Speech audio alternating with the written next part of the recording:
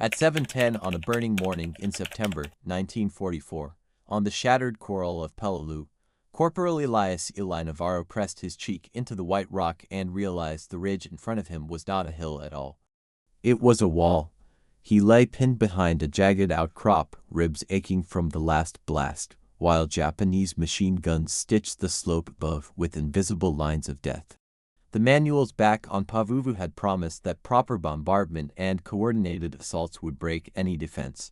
Up here, on this nameless spur of the Umurbergal ridges, those manuals were just paper waiting to burn.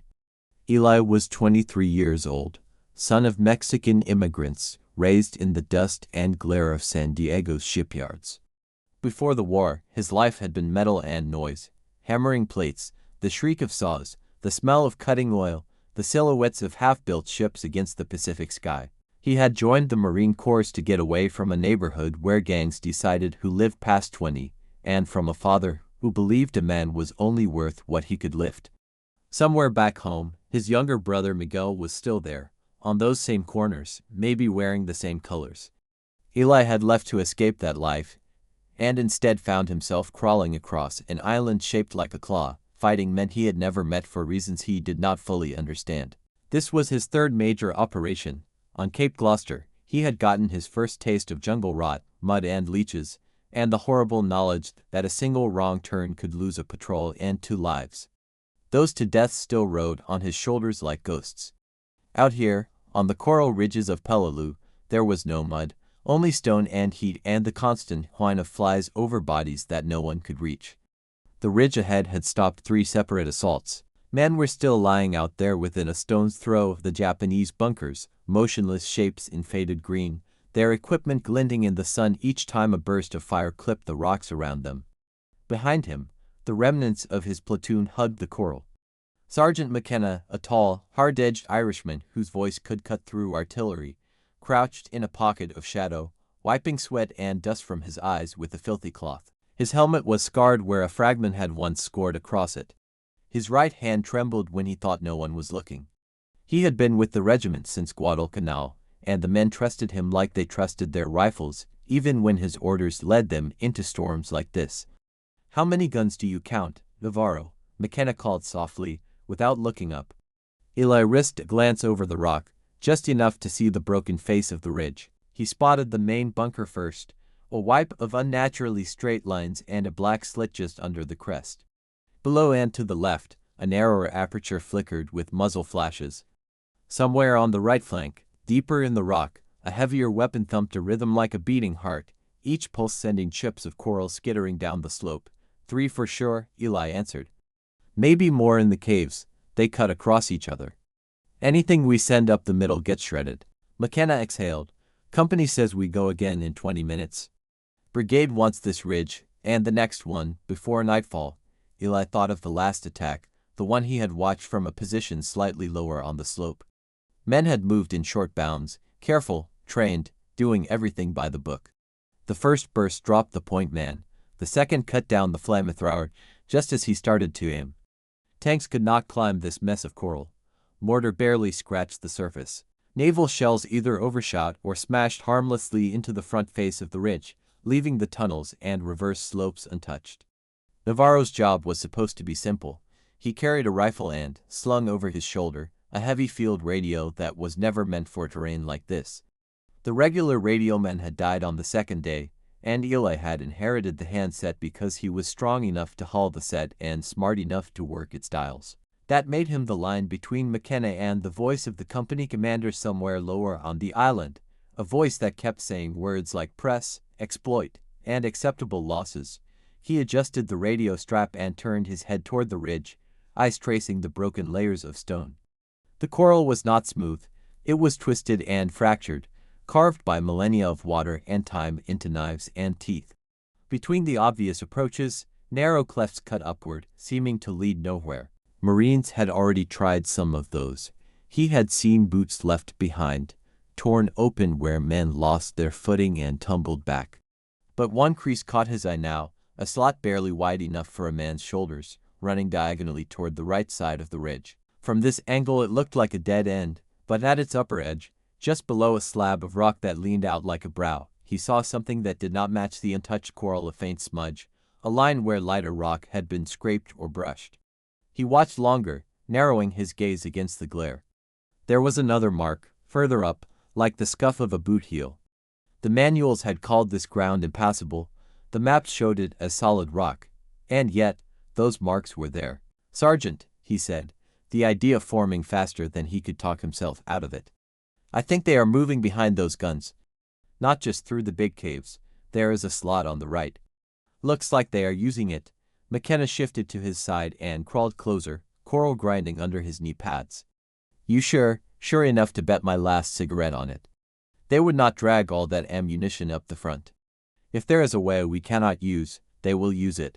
McKenna peered up, then cursed under his breath. "Even if you are right, it is too tight for a squad. And you remember the last time we trusted your sense of direction?" The words hit like a slap. Eli felt the heat rising in his chest. He could still see the faces of the two men they had lost in the jungle when he had insisted the trail bent east instead of north. He had been wrong by maybe 300 meters. In that green hell, 300 meters might as well have been another planet. "I know what happened," Eli said quietly. "I carry it with me every minute, but this is not jungle. This is stone. I can see the marks. They are going up there, Sergeant. We are sending men straight into those guns when there might be a way around." A few feet away, Doc Reeves, the platoon's corpsman, listened while he checked bandages on a wounded Marine's leg. Reeves' hands were steady in a way Eli's never would be. He had patchy stubble and eyes that had grown old in a year. Next to him, Kanoa, the youngest man in the squad, hugged his rifle with both hands, knuckles pale under brown skin. Kanoa was from Hawaii, with a soft voice and a dead sure aim when he could bring himself to fire. Reeves looked up. "If there is a way up and behind them, it is worth something. I have patched up too many guys who never made it to the first rock on that slope." McKenna rubbed his forehead, leaving a smear of grime. "And what do you propose? March the whole platoon up there and get stuck single file? You take fire up that slot, you cannot even turn around." "Not the platoon," Eli said. The thought scared him even as he voiced it. "2 or 3 men, light gear, 1 radio set, if it will fit. We find where that slot comes out. If it is nothing, we fall back. If it drops behind those bunkers, we make noise and give you a chance to rush in while they are looking the wrong way." Kanoa swallowed. "You mean we go up there?" His eyes flicked from the slot to Eli's face. "Someone has to," Eli replied. "We cannot keep doing the same thing and expect something different. Those guys out there," he nodded toward the bodies on the slope. "They deserve better than another walk into the same fire." McKenna stared at him for a long moment. For all his barking and threats, the sergeant knew what it meant to send men into a place the maps did not trust. He also knew the orders in his pocket and the clock ticking down to the next scheduled assault. "I am not signing off on another one of your scenic routes," he said at last. "But I am also not blind. That slot looks like trouble for them too. I cannot tell the company we are breaking off to go exploring." His voice dropped lower. "If someone were to go up there before the attack, I could not stop them if I did not see them leave." Reeves understood first. He snapped his medical bag shut and slung it over his shoulder. "Then maybe you should look the other way for 5 minutes, Sergeant." Kanoa licked his lips. "I will go," he said quickly, before fear could drag the word back down his throat. "If I stay here and watch another charge, I will lose my mind. At least up there I am doing something." Eli felt both dread and a strange, sharp clarity. He had opened his mouth. Now he had to follow through. "Then it is us," he said. "Navarro, Reeves, Kanoa, light as we can." McKenna swore again, soft and bitter. "You are all out of your minds. You strip down to what you absolutely must carry. No more. If you get pinned, you are on your own. We will not be able to reach you in time. You buy us an opening, we will use it. But I am not promising any rescues." Eli nodded. Understood. They moved fast. Eli shed his pack, keeping only the radio, 2 extra batteries, grenades, and his rifle. Reeves took his medical kit, some morphine syringes, a few extra bandages wrapped in oilcloth, and a pistol. Kanoa hung onto his rifle, a bandolier of ammunition, and 3 grenades. Each man carried 1 canteen. It did not feel like enough. On Peleliu, nothing ever did. As they crawled toward the base of the slot, the heat grew heavier, as if the island itself were leaning down to press them flat. Flies swarmed around the bodies on the slope, lifting in clouds as stray bullets snapped into the rocks. They kept low, shoulders scraping, until the wall rose in front of them. Up close, the fissure looked even narrower, a shadow-dark wound running up into the light. "Looks like the earth tried to close it and failed," Reeves murmured. "Maybe it was never meant for us," Kanoa added. Eli reached out and touched the inside of the slot. The coral was rough and sharp, tearing a fresh scratch on his palm. Near his fingertips, he felt a groove that was too straight, too smooth to be natural. The passage had been used, not often, perhaps, but enough to leave a faint memory in the stone. He turned back to McKenna, who lay watching from the cover of the outcrop. The sergeant's jaw was clenched so hard the muscles stood out like cables. For a second, Eli saw something like pride in the man's eyes, or maybe resignation. "Make it count, Navarro," McKenna said. "You do not have the right to die up there for nothing." Eli gave a short nod, then squeezed into the fissure, feeling the rock close around his shoulders like the throat of some vast, ancient animal. The first few meters were almost easy. He could plant his boots against one side and his back against the other, inching upward in a slow chimney climb. Coral bit through the fabric of his uniform, leaving fresh lines of pain wherever he put weight. The radio banged against his spine, dragging him backward. After only a short distance, sweat stung his eyes, running in streams down his neck and chest. The air grew still, heavy with dust. Kanoa followed behind, pushing the straps of his rifle sideways to keep the barrel from catching. Reeves brought up the rear, his breaths already coming shallow. "How is the knee?" Eli asked over his shoulder. "You worrying about where to put your feet," Reeves replied. "Let me worrying about my bones." The fissure narrowed. Eli had to turn his head sideways to keep his helmet from scraping. At one point the walls were so close he could feel his heartbeat in the pressure against his ribs. For a moment, panic rose, a black tide threatening to swallow thought. He forced himself to freeze, not to move, not to breathe too deeply. Panic in a place like this could get all three of them killed. He closed his eyes and pictured the shipyard back home, the skeleton of a hull towering above, the spaces between beams where he had once swung like a child. There had been tight places there too, spots where a misstep meant a fall into darkness. He had never fallen, not then, not now. One breath in, one breath out. He shifted his hips, exhaled slowly, and pushed. The rock scraped his belt, tore threads from his shirt, but yielded enough. He slid forward another hand's length. The pressure eased. "Still with me," he whispered. "Still here," Kanoa answered. His voice sounded thinner, but steady. "You keep moving, I keep patching," Reeves added. "That is the deal." They climbed. Time lost meaning, measured only in inches gained, in the burning of forearms and thighs, in the small trickle of water from the canteen when they paused just long enough to wet their tongues. At one brief halt, Eli looked down and saw how far they had come.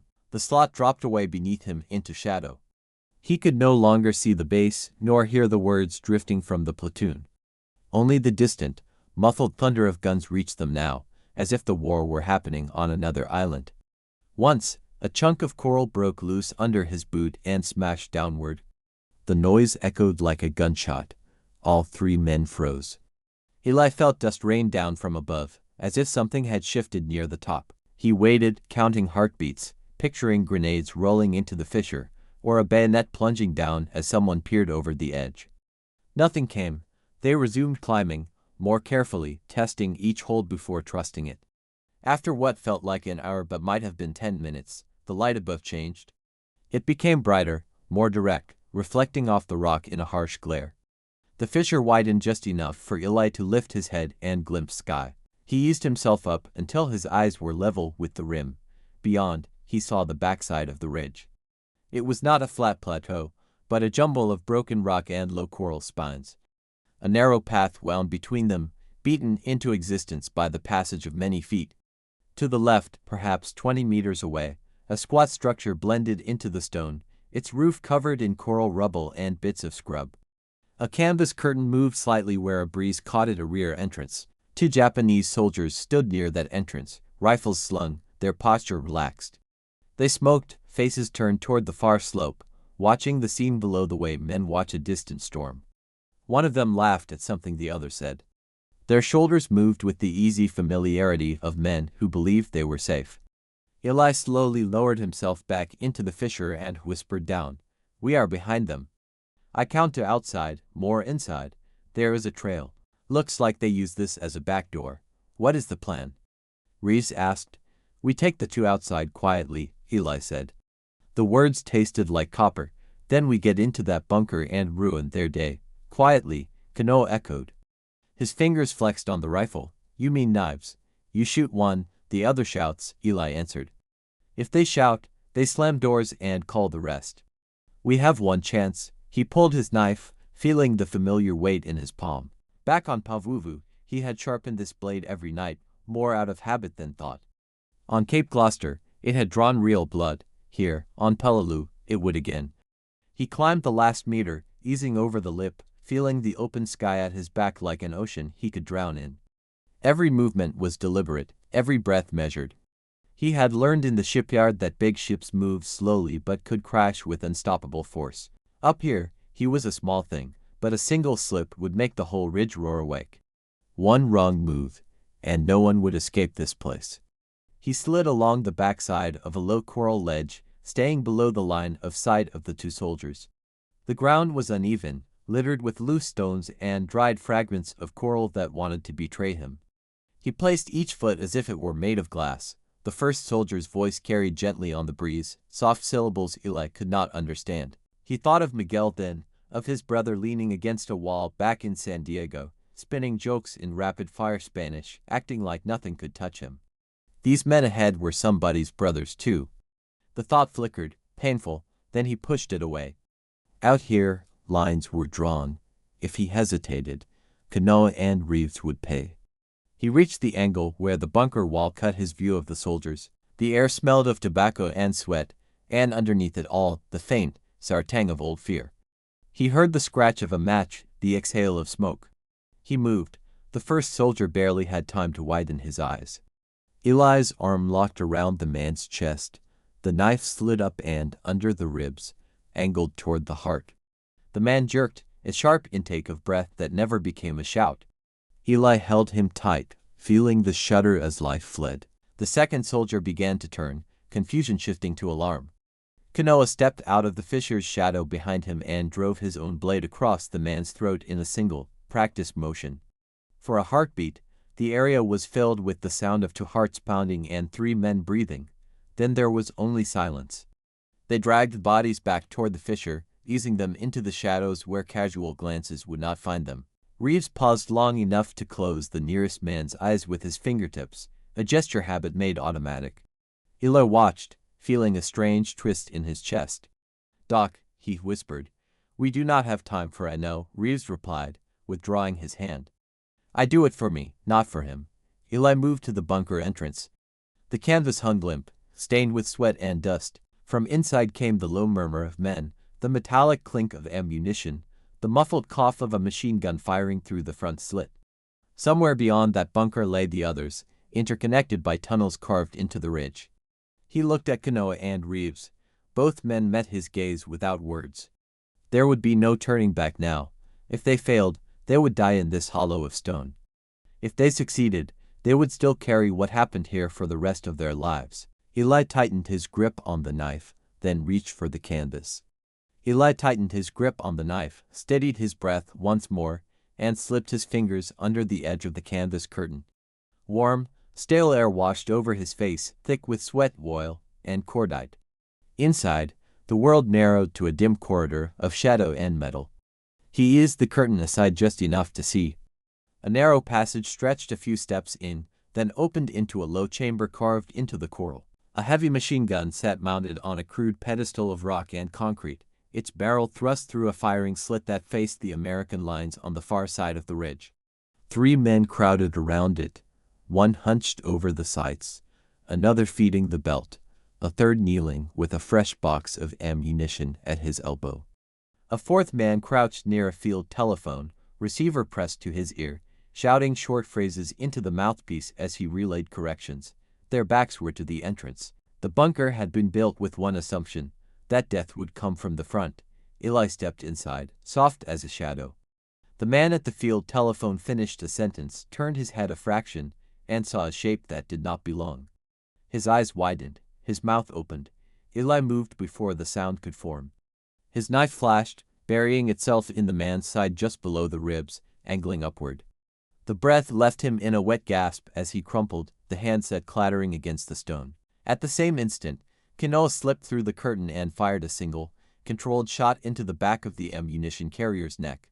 The muzzle blast thundered inside the cramped bunker, louder than any shout.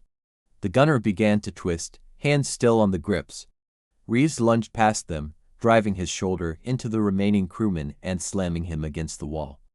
The man's head cracked hard on coral, and the fight went out of him in a long, rattling exhale. For a heartbeat the bunker rang with echoes.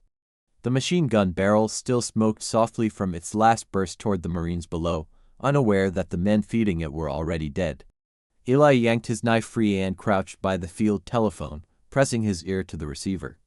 He did not understand the language, but he recognized the rhythm of urgency, voices insisting, demanding, wanting to know why the gun had fallen silent. He picked up the handset, heart hammering, and let them shout into his ear. Then he slammed the receiver back down, cutting the line. "Clear," he whispered.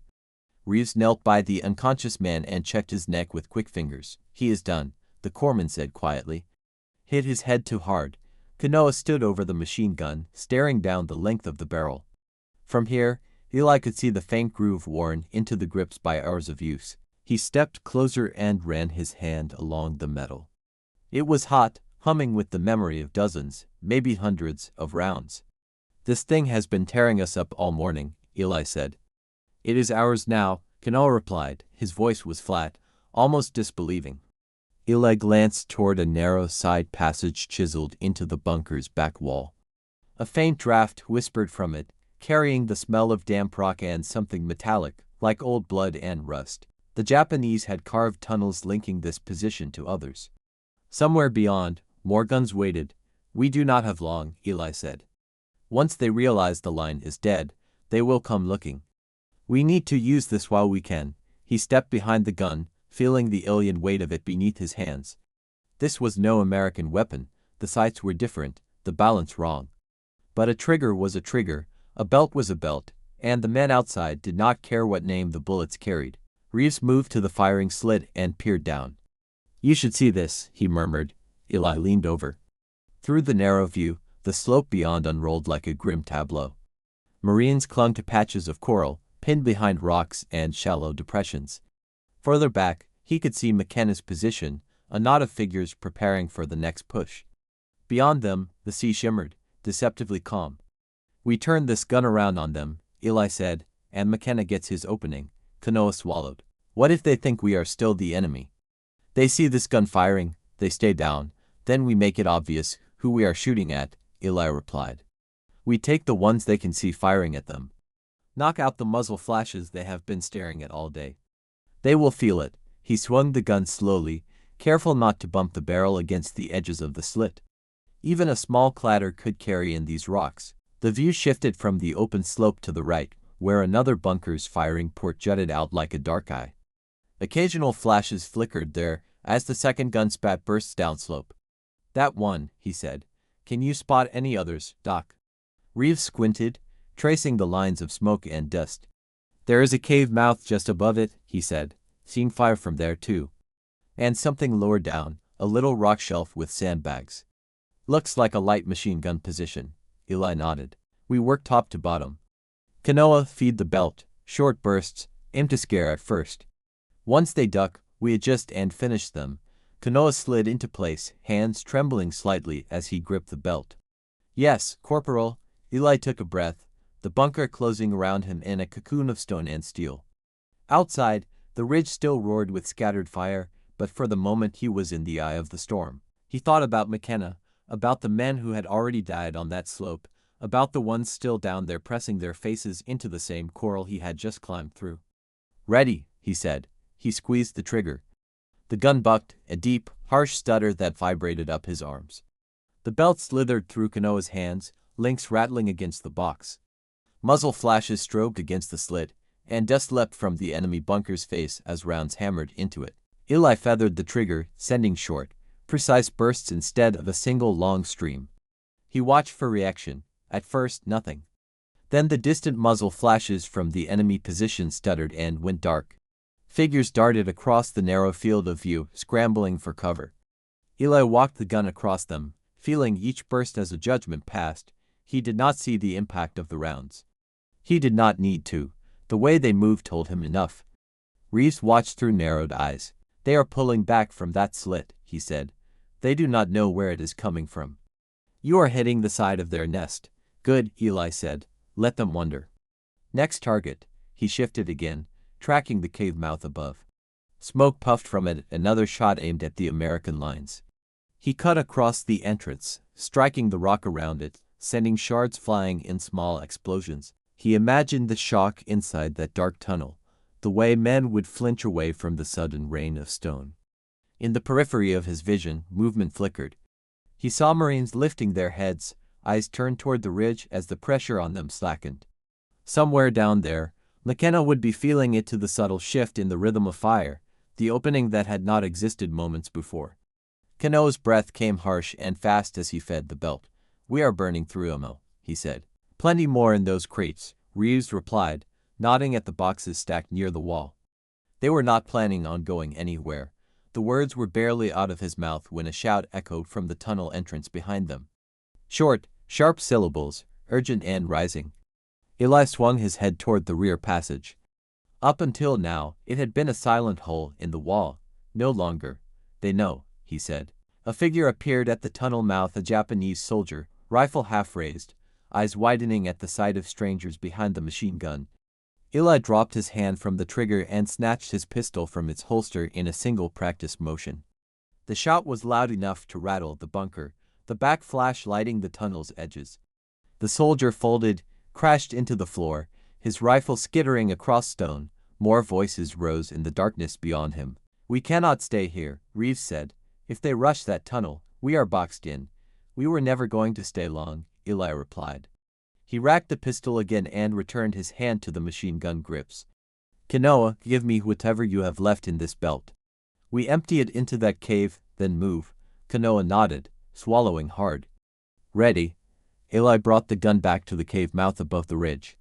He let himself feel the weight of the moment, the razor edge they balanced on. He thought of Miguel again, of the choices that had led him here, choosing the Marines instead of a gang, choosing to open his mouth about the slot in the ridge, choosing to climb instead of hold. Each decision had cut away another path. Now there was only this one. Firing, he said. He squeezed the trigger and did not let go. The gun roared, a solid stream of sound and fury. The belt chewed itself through Kanoa's hands, metal links clattering like chains. The cave mouth shuddered under the impact, dust billowing out in thick clouds. Somewhere inside, men screamed. The echoes carried even this far, a faint, horrible chorus riding the noise. When the bolt finally slammed back on an empty chamber, silence crashed down on them like a wave. Only their own breathing remained. Move, Eli snapped. Grab grenades and fall back to the slot. They will be on us any second. Reeves and Kanoa grabbed what they could to grenades each, one extra magazine, a handful of morphine syringes shoved into a pocket. Eli snatched up a spare belt and slung it over his shoulder. He took one last look through the firing slit. Below, on the far slope, he saw Marines surging forward, shadows rushing from rock to rock, a line that had been static for hours now bending and flowing. At the front of that wave, a figure he knew by stance alone, McKenna, charging uphill, rifle in hand, mouth wide in a shout Eli could not hear but could imagine. He smiled, a short, sharp thing, then turned his back on the slit. They reached the tunnel entrance just as another pair of soldiers appeared, eyes wide, mouths open. Eli did not hesitate. He pitched a grenade down the corridor, counted to 2, and turned away, pushing Kanoa and Reeves back toward the fissure. The explosion rolled through the bunker with a concussive boom, dust and smoke belching from the tunnel mouth. No time to see who it caught. No time to care. Go, he shouted. They ran for the fissure, boots sliding on loose coral, lungs burning. The bodies they had hidden were still there, faces turned toward the sky, eyes mercifully closed. Eli hit the edge of the slot and shoved Kanoa in first. Feet first, lean back, use the walls, he ordered. Do not think, just move. Kanoa vanished into the darkness, hands and boots scraping for purchase. Reeves followed, grimacing as his injured knee took the weight. Eli heard him bite back a groan. Eli was about to follow when a crack snapped the air beside his ear. A bullet punched a chip from the rock inches from his head, spraying his cheek with stone dust. He spun, dropping to one knee. Across the broken ground, a small group of Japanese soldiers had emerged from another tunnel entrance, their faces twisted in shock and fury. They opened fire. Eli dove to the side, flattening behind a jagged boulder. He felt more than heard the round smacking into the stone above him. His heart slammed against his ribs. For a split second, the urge to freeze almost overwhelmed him. If he stayed still, maybe they would not know. Stillness was death on this ridge. He rolled, brought up his pistol, and fired 2 shots in quick succession. One man jerked and fell. The others scattered, diving behind their own cover. He could not stay here and trade shots. Every second he lingered was a second Kanoa and Reeves spent trapped in the slot, unable to move down because he blocked the top. He grabbed a grenade, pulled the pin with his teeth, and lobbed it in a high arc toward the cluster of enemies. The throw was not perfect, but it landed close enough. He did not wait for the blast. He slid backward into the fissure, feeling the rock bite his shoulders as he dropped. The explosion above shook dust loose in a gritty cascade. Shouts cut off abruptly. Eli braced his boots against the walls and caught himself, letting out a breath he had not realized he was holding. "Keep going," he called down. His voice echoed weirdly in the narrow space, bouncing off stone. "Trying," Reeves answered, his tone tight with pain. "The knee is not thrilled about this. Tell it to send a complaint to headquarters," Eli replied. "We will file it when we are alive." They descended faster than they had climbed, gravity pulling them along. Twice Eli's foot slipped and his shoulder slammed into the rock, sending a flare of pain through his chest. He gritted his teeth and forced his limbs to obey. There was no room for grace here, only for stubbornness. At one point, the slot kinked sideways, forcing them to twist their bodies in a simultaneous, awkward dance. Reeves swore softly as his injured leg scraped the wall. "You all right?" Eli asked. "Been better," Reeves said. "Keep moving." The light below grew brighter. The crack opened toward the base, where the ridge dropped back down to the American side. As they neared the bottom, the noise of battle swelled again, the rattle of rifles, the heavier bark of automatic fire, the muffled roar of explosions.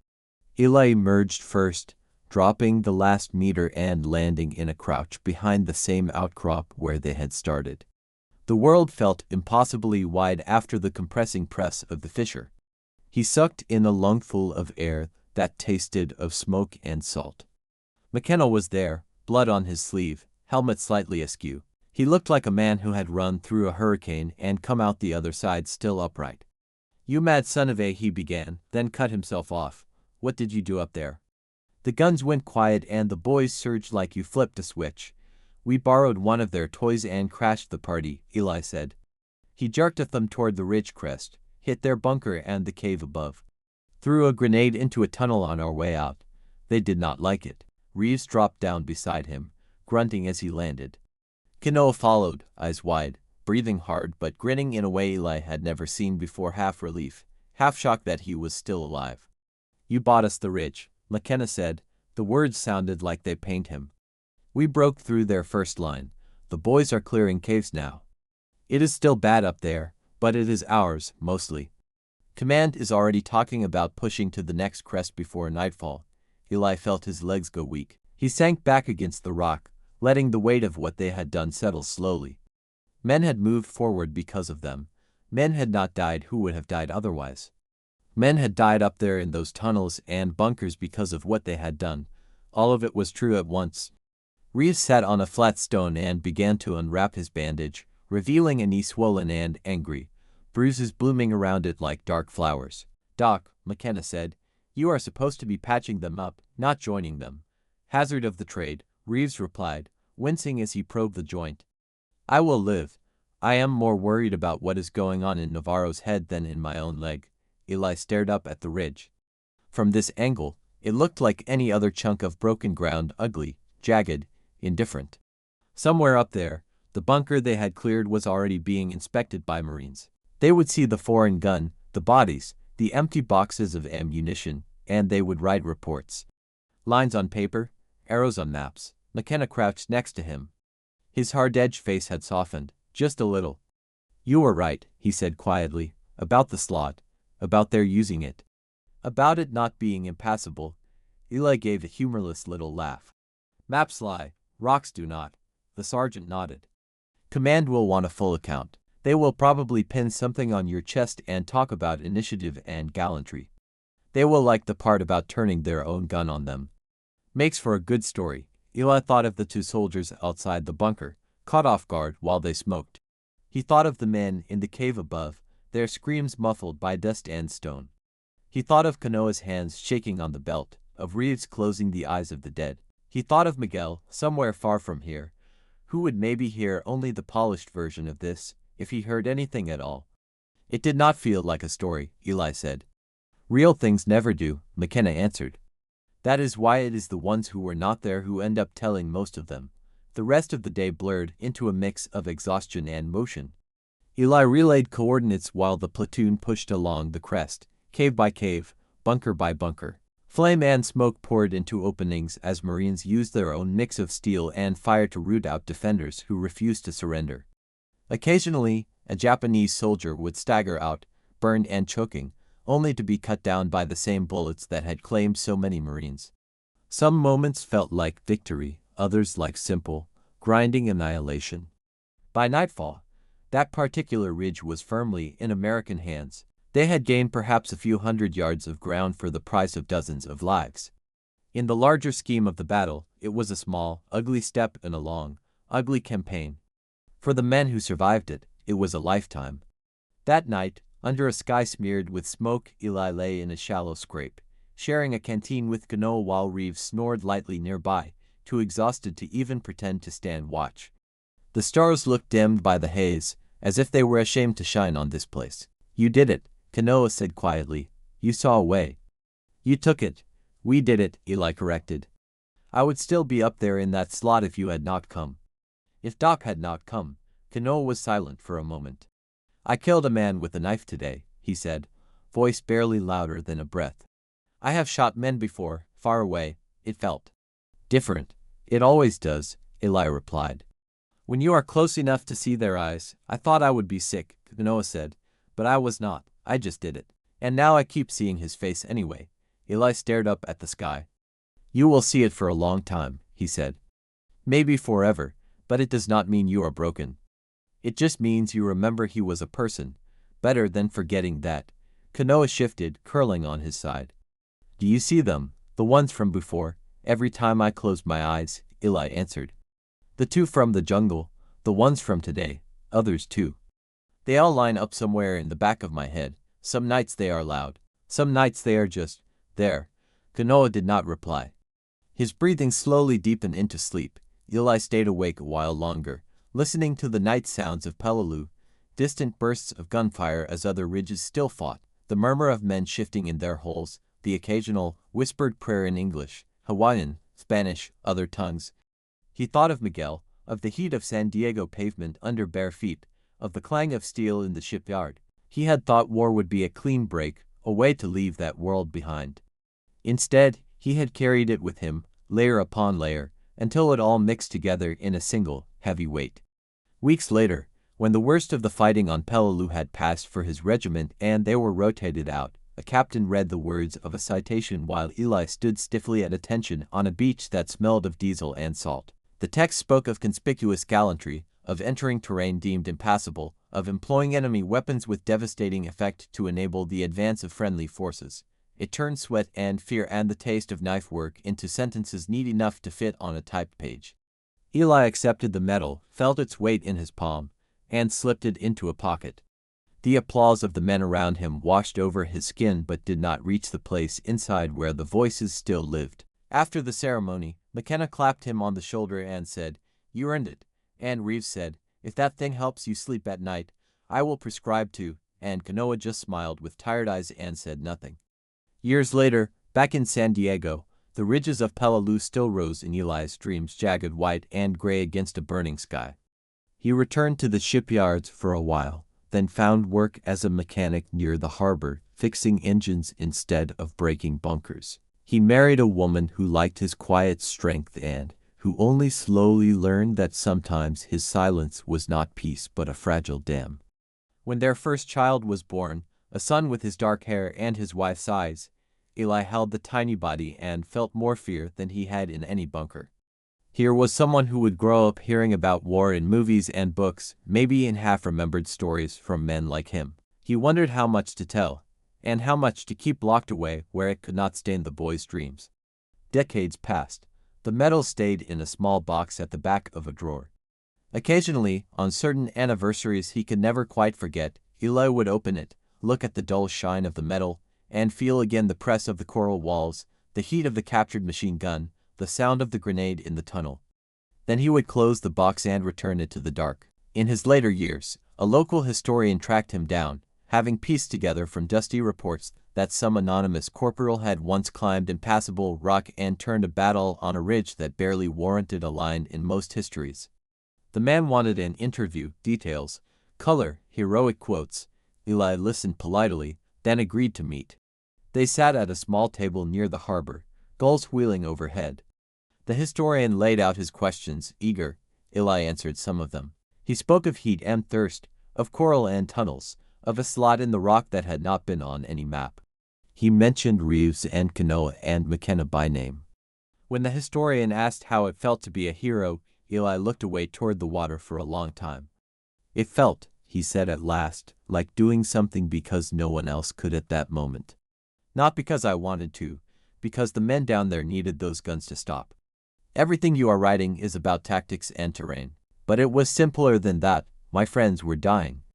There was a crack in the rock. I went up, the historian scribbled, satisfied with the quote. Later, when the article appeared in a journal that few outside the military would ever read, it told of a clever maneuver, of courage under fire, of an example for future officers to study. It did not mention the two soldiers sharing a cigarette who never saw the knives coming, or the way Kanoa's hands had shaken, or the way Reeves had closed the eyes of the dead for himself.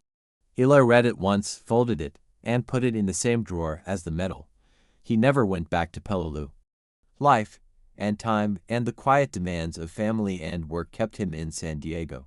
But sometimes, walking along the harbor at dusk, he would catch the light at a certain angle on the concrete seawall and see the ghost of a white ridge, a narrow shadow running up its face, a memory of a place where everyone said no one escaped. He had escaped, in the simple physical sense. He had climbed up and back down and lived to hold his grandchildren, but a part of him was still there, wedged in coral, feeling the rock press against his ribs and hearing the distant shouts of men on both sides of a world that made less and less sense the older he got. The ridges of Peleliu, in the end, did what all battlefields do. They kept their silence. The coral softened under decades of weather. Vines crept over old gun ports. The bones of men who had not been found slowly became part of the earth. Tourists came, now and then, following guides along safe paths, pausing at plaques that summarized entire days of terror in 3 tidy sentences. Somewhere, an aging veteran might stand on a quiet shore and think of a slot in a ridge, and of how, for a few hours on a burning September day, 3 men climbed where they were not supposed to, turned stolen steel against the hands that built it, and bought a small, brutal piece of ground at a price the world would never truly count. That, more than medals or maps, was the truth Eli Navarro carried with him.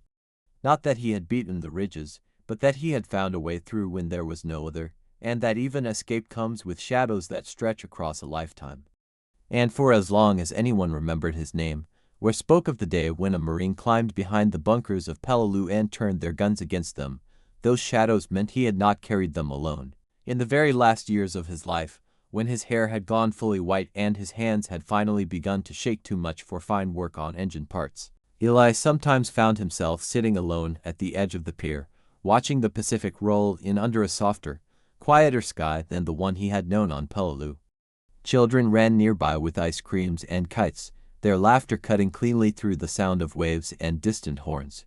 Now and then, one of them would stop and stare at the old man with the faraway eyes and the faded Marine Corps cap, then be called back by a parent who had no idea that the man on the bench had once crawled through stone to make other fathers' children come home. He did not think of himself as a hero, The word sat wrong in his mouth whenever anyone tried to put it there. Heroes were for statues and textbooks, for stories with clean endings and clear morals. His memories were not clean, and the only moral he could ever find in them was that ordinary men are asked to do impossible things and then asked, somehow, to live with the fact that they did them. Sometimes, at the Veterans Hall, younger men from newer wars would sit near him and circle round to Peleliu in conversation, as if afraid to ask directly. When they finally did, their questions were usually the same. How did you do it? How did you find the courage to go up there, behind those guns? He always answered in the same way, with a small, crooked smile. It was not courage. He would say it was not something grand. I looked up and saw a crack in the rock. I looked down and saw my friends being cut to pieces. Between those two things, there was not really a choice at all. If they pushed, wanting more detail, he would give them one or two small images, a slot so tight he could not turn his head, the feel of coral cutting through his sleeves, the moment when the enemy gun jerked under his hands and he watched his own side rise up and move. He never spoke about the faces at knife's length. He never described the sound men make when burning air races into a tunnel. Some burdens are not stories, they are weights that cannot be handed off. At night, when the house was quiet and his wife's breathing was a steady rhythm beside him, Eli sometimes dreamed of the ridge as it might look long after he was gone. The coral softened and slumped, the bunkers half collapsed, the slot in the rock still there but choked with vines. No more gunfire, no more shouting in English or Japanese, only wind and the scratch of leaves. In those dreams, he would see a young person, tourist, student, maybe even a descendant of someone who had fought there, stand at the base of that scar in the stone and look up, trying to imagine anyone ever climbing it under fire. In the dream, the young person would shake their head and turn away, thinking, no one could have gone up there. And Eli, in that strange half-place between sleep and waking, would feel no need to correct them. The truth had been paid for already. It did not need to be believed to be real. When he finally passed, surrounded by family in a small hospital room that smelled faintly of antiseptic and flowers, his children and grandchildren spoke about his patience, his work ethic, the way he had always shown up for school plays and ball games even when his back ached and his hands protested. Only later, going through his drawers, did they find the medal and the yellowed clipping that spoke of a daring ascent behind enemy positions and a decisive blow struck on a nameless ridge. They read the words with a kind of stunned reverence, as if the man on the page could not possibly be the same quiet, stubborn figure who had taught them to change a tire and never to waste water. The distance between the official language and the men they knew was almost comical. But as they sat together and talked about it, the pieces began to line up in small ways. The way he never liked being in elevators too long. The way he seemed to stiffen whenever someone slammed a door. The way he always paused on hot days and closed his eyes for just a second, as if listening for something beyond the horizon. They did not hear the guns. They never would. That was the point. In the end, the story of Eli Navarro was not only about a climb up a forbidden ridge or about turning an enemy gun. It was about a promise made silently and kept without fanfare, that if there was any path, however narrow, that might spare the men beside him, he would take it, no matter what it cost afterward. Long after his name faded from official rolls and fewer people could point to Peleliu on a map, the echo of that choice remained in the lives he helped save, lives that built families, fixed cars, taught children, wrote books, argued in diners, planted trees, and did 1,000 quiet things that never made it into history. The ridges themselves kept their counsel. They did not care who had bled on them, or who had dared to climb where maps said no one could go. But memory is not held only in stone and soil. It is held in stories handed down, in the stubborn decision to remember a particular man on a particular day in a place the world would rather forget. As long as somewhere a voice tells of a corporal who saw a crack in the rock and chose to go up, as long as someone hears that and understands even a little of the weight that choice carried, then the ridges of Peleliu have not claimed everything. Somewhere between the coral and the sky, a small defiance remains. If this story spoke to you, if it helped you feel the human side of a brutal and almost forgotten battle, take a moment to keep it alive. Share it with someone who cares about history. Talk about the men who climbed where they were not supposed to climb, not for glory, but for each other. Every time their stories are told honestly, the silence that tried to swallow them back in grows a little weaker. If you want more stories like this slow, human, grounded in real events but told like the war movie they never got. Consider liking this video, sharing your thoughts in the comments, subscribing, and passing it along to a friend or relative who loves World War II history. It is a small way to say that what they did, and what it cost them, will not be forgotten.